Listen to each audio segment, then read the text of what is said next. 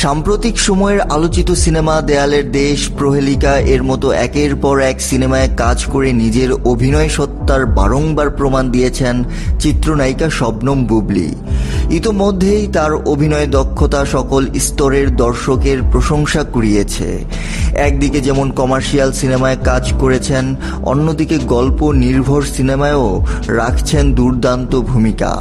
তাছাড়া এই নায়িকার মডেলিংয়েও রয়েছে সরব উপস্থিতি। কিন্তু জানেন কি, একসময় বেসরকারি টিভি চ্যানেল গান বাংলা টেলিভিশনের প্রধান নির্বাহী কৌশিক হোসেন তাপসের সঙ্গে প্রেমের গুঞ্জন উঠেছিল বুবলীর।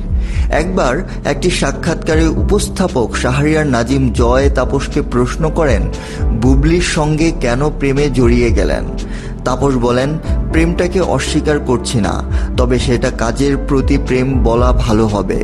ভবিষ্যতেও বুবলীকে নিয়ে কাজ করতে অত্যন্ত আগ্রহী থাকব, আনন্দিত থাকব। তাপসের সঙ্গে বুবলীর প্রেমের গুঞ্জনকে প্রোপাগান্ডা হিসেবে আখ্যা দিয়েছেন চিত্রনায়িকা বুবলী।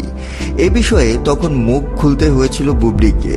তিনি একটি সাক্ষাৎকারে বলেন, গান বাংলায় যখন আমাকে আমন্ত্রণ জানানো হলো, তখন সেই ইস্যুটা নিয়েও প্রোপাগান্ডা ছড়ানো হলো।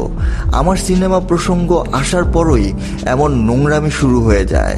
আমাকে আমার কাজ, পরিবার ছাড়া কোথাও কোনো বাজে আড্ডাতে দেখতে পাবেন না।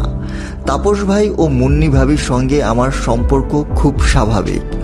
উল্লেখ্য, বুবলী তাপসের প্রেমের খবর প্রকাশ হয় নারী উদ্যোক্তা, গান বাংলা টেলিভিশন ও টিএম নেটওয়ার্কের চেয়ারপারসন ফারজানা মুন্নির এক ফেসবুক স্ট্যাটাস থেকে।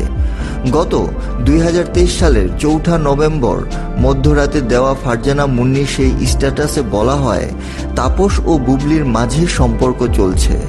বুবলী আমার পরিবার ধ্বংস করেছে, যেভাবে করেছে অপু বিশ্বাসের জীবন। শাকিব খানকে ব্ল্যাকমেল করে প্রেগনেন্ট হয়েছেন। এখন তার টার্গেট তাপস। যদি আমার কিছু হয়, এর জন্য দায়ী থাকবেন তাপস ও বুবলী। পরে অবশ্য ফারজানা মুন্নির তরফ থেকে জানানো হয়, ফেসবুক আইডি হ্যাকারদের কবলে পড়েছিল।